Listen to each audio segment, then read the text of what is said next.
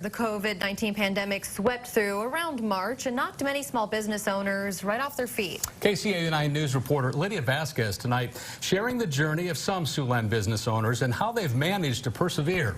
That's our top story tonight at 10.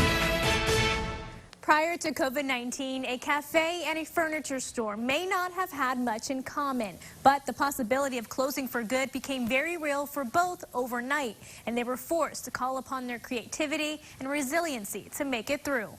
Nice, yeah. Playing soccer there. Oh, great. No, it's a good school. So when I first heard about the coronavirus in China, I didn't expect it to hit us here in Iowa. Here in the Midwest, small town, Sioux City. I kind of played it off. I didn't think that it was something that I was going to have to worry about, or that my entire life was going to have to change because of it.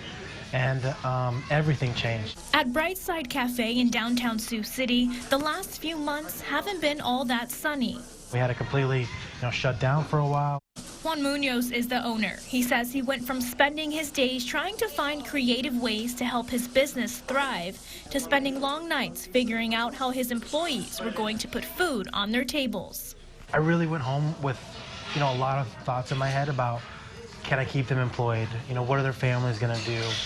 What's the business going to do if it has to shut down for so long? Or are clients going to come back after we reopen? Munoz says looking back, he wishes he could have had more time to prepare for what was to come.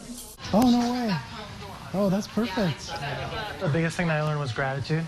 I don't know how I would have did it. I still don't understand completely how we made it, but we just did. We do what we have to do to make people happy. That part's never changed. Jerry Gunselli owns Everetts Furniture store in South Sioux City. When it first started off, we had people that said, oh, you ought to just lock up. You ought to just close up, put everybody on unemployment. And we really didn't want to do that. Having been in business as many years as we've been in business, we had fears if we close it up, will we ever get reopened? So the store remained open, but Gunselli says it was difficult to get new furniture in stock. Companies that used to ship in 2 weeks are shipping in 3 and 4 months. And they can't give me an idea. They don't know. Gunselli has been in business for generations. She came here 60 years ago.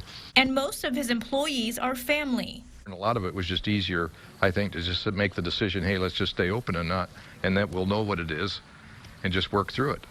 If you close it up and you lose employees, you never get them back, where are you? I mean, you're just basically dead in the water, and you sit there and think if nobody ever came back to work, you're basically out of business. And that I did not want to do at all.